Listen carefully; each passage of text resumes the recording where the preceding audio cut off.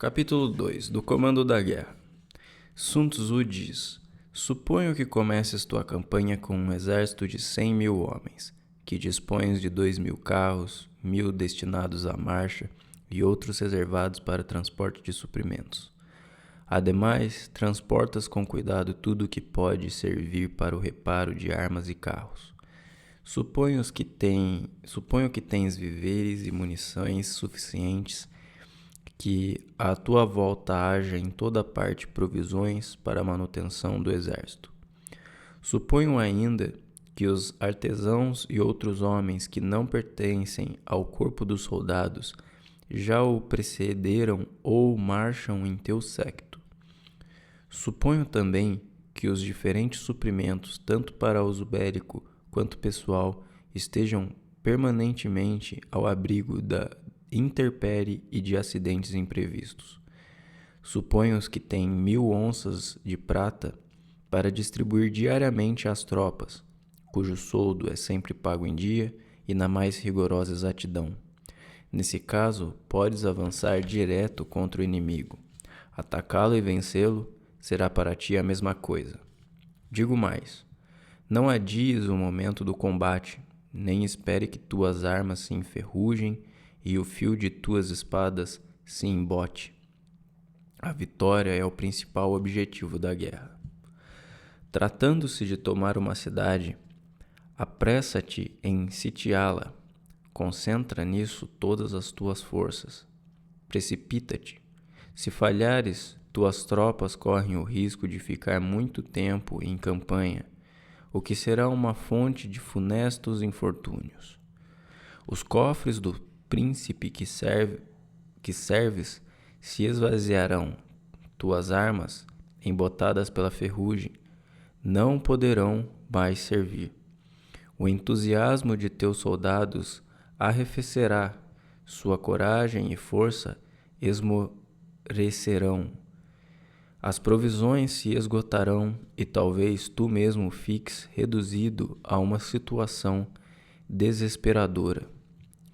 Informados do estado dramático em que te encontras, teus inimigos emergirão lépidos, arremeterão contra ti e te esmagarão. Embora até então tenhas sido respeitado, doravante tua reputação estará maculada. Apesar de já teres dado mostras brilhantes de valor, o último revés apagará toda a glória acumulada. Repito, não poderás manter as tropas em campanha por muito tempo, sem acarretar grande prejuízo ao Estado e sem dar um golpe mortal em tua própria reputação. Aqueles que dominam os verdadeiros princípios da arte militar não atacam duas vezes. Tudo termina já na primeira campanha. Não consomem suprimentos em vão durante anos consecutivos. Fazem com que suas tropas subsistam às expensas do inimigo e poupam ao Estado os imensos gastos em que este incorre quando tem que transportar provisões para lugares distantes. Tais generais não ignoram, e tu também deves estar ciente disso, que nada exaure mais um reino do que as despesas de guerra, pois quer o exército esteja nas fronteiras, quer em países longínquos, o povo sempre é penalizado. O custo de vida aumenta, as mercadorias escasseiam, e mesmo aqueles que, em tempos de paz, usufruem uma boa situação, em breve já não terão com o que comprar. Ávido, o príncipe recolhe o tributo em espécie que cada família lhe deve, e a miséria vai se espraiando do seio das cidades até o campo. Das 10 partes do necessário tem-se que abrir mão de 7. Todos têm seu quinhão nos males comuns, inclusive o soberano. Couraças, elmos, flechas, arcos, escudos, carros, lanças, dardos, tudo isso estragará. Os cavalos e até os bois que lavram as terras definharão, e das 10 partes de sua despesa ordinária será constrangido a eliminar 6. Visando prevenir todos esses desastres, um hábil general faz tudo para abreviar as campanhas e para abastecer-se às expensas do inimigo, custe o que custar. Se o exército inimigo tem uma medida de grão em seu campo, dispõe de 20 do teu. Se teu inimigo tem 120 libras de forragem para seus cavalos, dispõe de 2.400 para os teus. Não percas nenhuma ocasião de importuná-lo. Faz com que ele pereça à míngua. Encontra meios para irritá-lo, para que ele caia em alguma armadilha. Diminui-lhe ao máximo as forças, desorientando-o, dizimando-lhe de vez em quando alguns soldados, saqueando seus comboios, seus equipamentos e tudo o que te poderá ser útil. Quando tuas tropas estiverem tomando do inimigo mais de 10 carros, recompensa prodigamente tanto aqueles que conduziram a operação quanto os que a executaram. Junta esses carros aos teus, depois de eliminar as insígnias inimigas que porventura nele estejam gravadas. Trata bem os prisioneiros, alimenta-os como se fossem teus próprios soldados. Na medida do possível, faz com que se sintam melhor sob tua égide do que em seu próprio campo, ou mesmo em sua pátria. Jamais os deixe ociosos. Tira partido de seus serviços com as devidas precauções. Resumindo, conduz-te em relação a eles como se fossem tropas que se tivessem engajado livremente sob teus estandartes. Eis o que chamo ganhar uma batalha e tornar-se mais forte. Se fizeres exatamente o que acabo de indicar, os sucessos acompanharão todos os teus passos, em toda a parte serás vencedor. Pouparás a vida de teus soldados, fortalecerás os antigos domínios de teu país, acrescentando-lhe novos, aumentará o esplendor e a glória do Estado, e tanto o príncipe quanto os súditos te serão gratos pela doce tranquilidade na qual correm doravante os seus dias.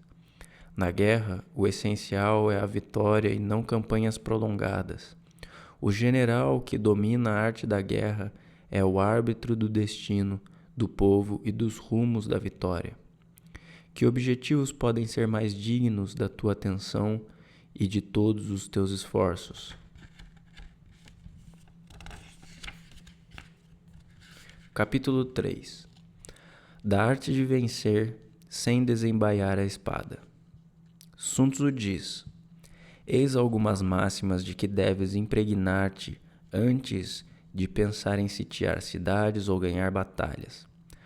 Conservar os domínios e todos os direitos do príncipe que serves deve ser o primeiro de teus cuidados. Só deves ampliá-los usurpando o território inimigo quando for imprescindível.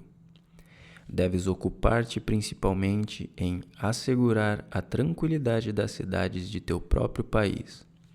Perturbar as cidades inimigas deve ser a hipótese mais desfavorável. Deves pensar em colocar ao inimigo todos os vilarejos amigos. Deves pensar em colocar ao abrigo todos os vilarejos amigos. Somente a necessidade pode arrastar-te a irromper nos vilarejos inimigos. Deves impedir que os vilarejos e as choças dos camponeses sofram qualquer dano. Só uma extrema penúria pode levar-te a saquear e a devastar as instalações agrícolas de teus inimigos. Deves almejar, como aquilo que há de mais perfeito, conservar intactos os domínios dos inimigos. Só deves destruí-los em caso de extrema necessidade. Se um general age assim, sua conduta ombreará com a dos mais virtuosos personagens. Ela se espelhará no céu e na terra, cujas obras buscam a produção e a conservação e não a destruição. Se essas máximas estiverem bem gravadas em teu coração, garanto o teu sucesso. Repito, a melhor política guerreira é tomar um estado intacto. Uma política inferior consiste em arruiná-lo. É preferível aprisionar a destruir o exército inimigo. É melhor tomar um batalhão intacto do que fulminá-lo.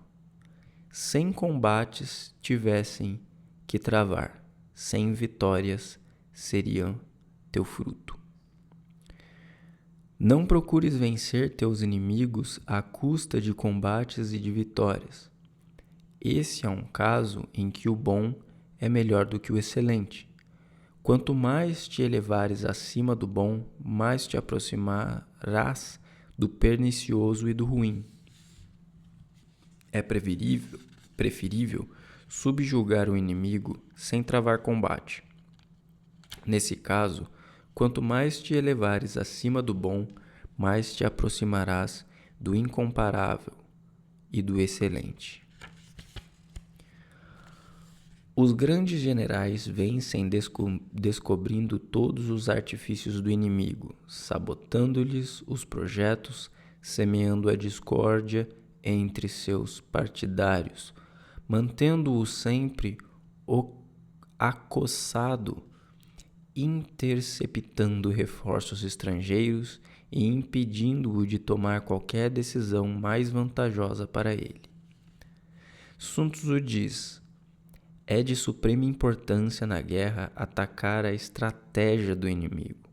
Sobressai-se em resolver as dificuldades quem as resolve antes que apareça. Sobressai-se em resolver as dificuldades quem as resolve antes que apareçam. Sobressai-se na conquista quem conquista o troféu antes que os temores de seu inimigo se concretizem. Ataca a estratégia do adversário na raiz. Depois, rompe suas alianças. Em seguida, ataca seu exército. A pior política consiste em atacar as cidades. Apenas consente nisso se não houver outra saída. Pensa no longo tempo necessário para preparar veículos, armas, equipamentos e para construir rampas ao longo das muralhas. Se fores obrigado a sitiar uma cidade e a destruí-la, dispõe de tal sorte teus veículos, escudos e todas as máquinas necessárias para o assalto, para que tudo esteja pronto quando chegar a hora de atacar. Age para que a rendição não se prolongue por mais de 3 meses. Quando este prazo expirar, se ainda não tiveres atingido teu objetivo, certamente terás cometido algum erro. Empenha-te em repará-lo. Partindo para o assalto, à frente de tuas tropas, redobra os esforços. Imita a vigilância, a diligência, o entusiasmo e a tenacidade das formigas. Suponho que terás construído antecipadamente as trincheiras e outras obras necessárias, que terás edificado fortes para descobrir o que se passa no interior da cidade sitiada, e terás contornado todos os inconvenientes que tua prudência te recomenda. Apesar de todas essas precauções, se de 3 partes de teus soldados tiveres a infelicidade de perder uma, sem poderes alardear vitória, convence-te de que não atacaste bem. Um hábil general jamais se encontrará reduzido a tais extremos. Ele conhece a arte de humilhar os seus inimigos sem travar batalhas. Sem derramar uma gota de sangue, sem mesmo desembainhar a espada, consegue tomar as cidades. Sem colocar os pés em reinos estrangeiros, descobre o meio de conquistá-los. Sem operações prolongadas e sem perder um tempo considerável à testa de suas tropas, conquista uma glória imortal para seu príncipe, assegurando a felicidade de seus compatriotas e fazendo com que o universo lhe seja reconhecido pelo repouso e pela paz conquistados. Esse é o alvo que todos os comandantes devem buscar incessantemente e sem jamais esmorecer. O objetivo de um general hábil é apoderar-se do reino inimigo quando este está intacto. Assim, suas tropas não se esgotarão e seu triunfo será completo. Esta é a arte da estratégia virtuosa. Há uma infinidade de situações diferentes em que podes te encontrar em relação ao inimigo. Nem todas poderiam ser previstas de antemão. Logo, evito maiores detalhes. Tua clarividência e tua experiência te sugerirão o que deves fazer, à medida que as circunstâncias se apresentem. Entretanto, vou dar-te alguns conselhos gerais que poderás usar se necessário. Se fores 10 vezes mais numeroso que o inimigo, cerca-o de todos os lados. Não deixeis nenhuma passagem livre. Age de forma que ele não possa evadir-se para acampar em outra parte, nem receber qualquer socorro. Se teu contingente for 5 vezes superior, dispõe teu exército de forma que ele possa atacar pelos 4 flancos simultaneamente no momento oportuno. Se tens o dobro da força do inimigo, contenta-te em dividir teu exército em 2. Mas se em ambas as partes a quantidade de guerreiros é a mesma, só te resta aventurar-te ao combate. Se fores inferior, fica alerta. O menor erro pode ser fatal. Tenta colocar-te a salvo e evita, se possível, entrar em choque com o adversário. A prudência e a firmeza de um punhado de pessoas pode conseguir extenuar e dominar mesmo um exército numeroso. Assim és, ao mesmo tempo, capaz de te proteger e de obter uma vitória completa. Quem está à testa dos exércitos és o sustentáculo do Estado. Se agir corretamente, o rei será próspero. Ao contrário, se o combate não tiver as qualidades necessárias para desempenhar dignamente seu cargo, o reino sofrerá inelutavelmente as consequências e talvez fique à beira do abismo. Um general só pode servir bem o Estado de um único modo, mas pode arruiná-lo de diversas maneiras. É preciso muito esforço e uma conduta calcada na bravura e na prudência para ser vitorioso. Um só passo em falso põe tudo a perder. Um general pode cometer muitos erros. Se engajar as tropas no momento errado, fará com que ataquem quando não convém.